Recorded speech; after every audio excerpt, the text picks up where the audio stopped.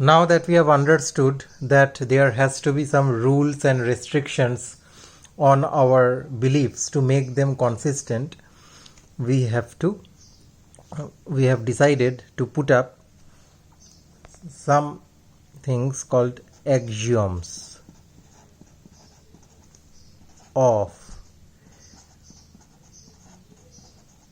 probability.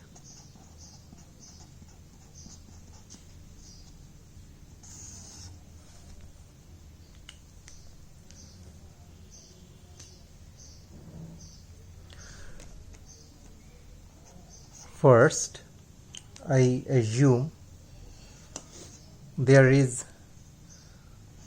one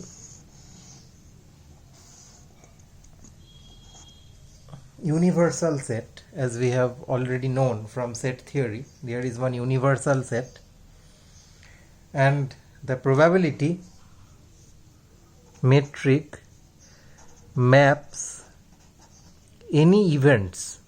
Events are a subset of this universal set.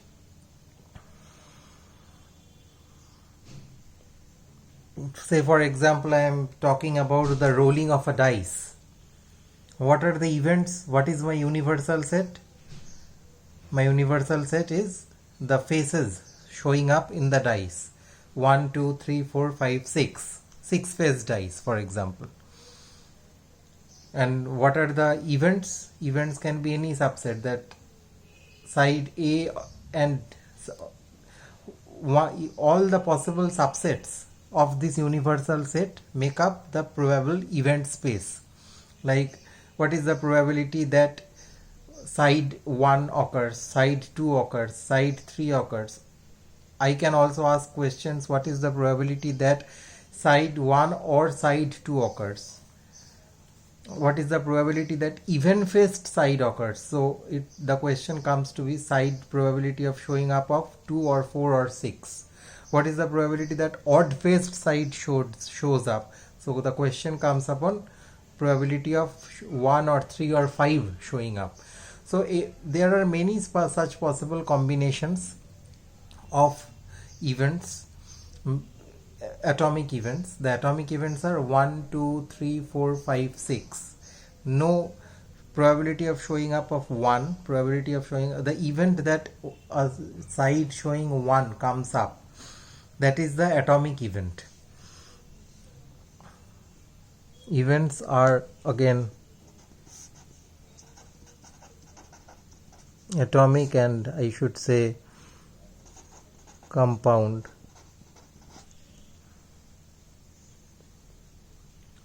For the dice problem, atomic is 1, 3, 2, 3, ... 6. What is the universal set for this?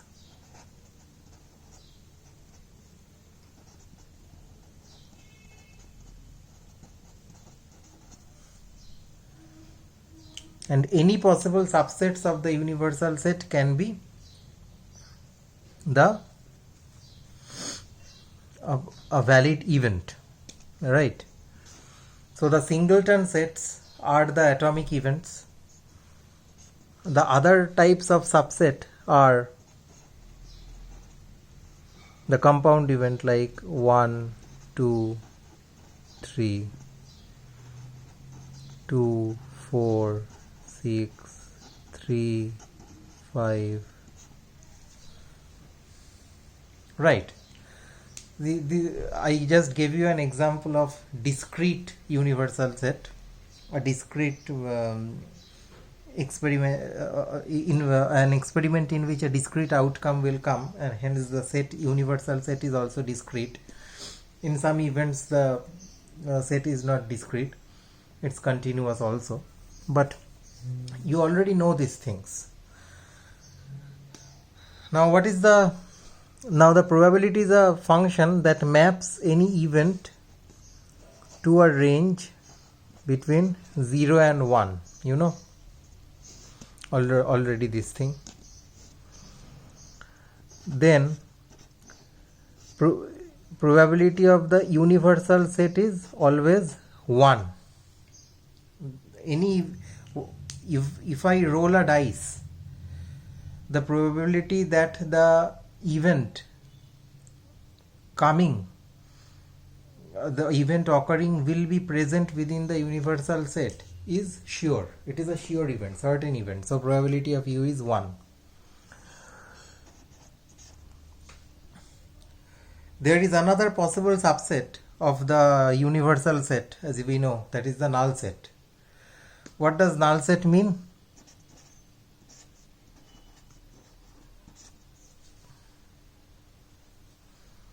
The probability of null set is 0.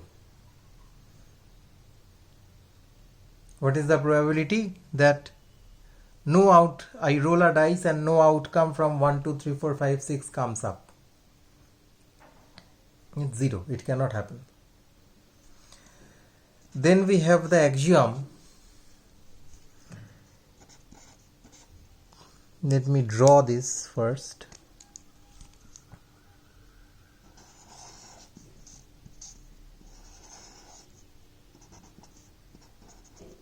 A and B are two events.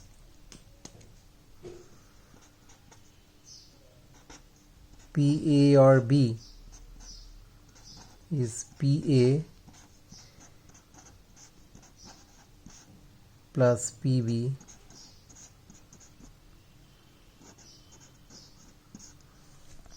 right.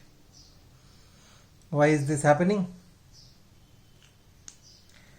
PA or B means, if I draw the picture here again,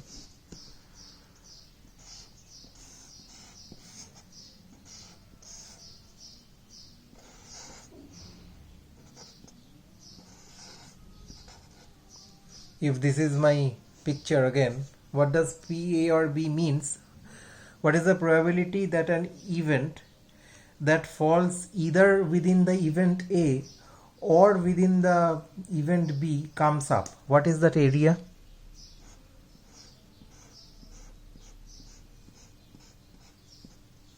Any event falling within this shaded area is the A or B area, A or B event. But how do we find out that?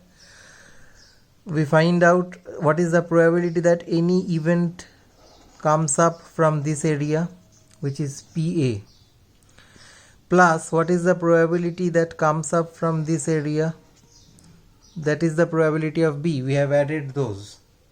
But you see that this particular area in which A and B are overlapping, we have added twice.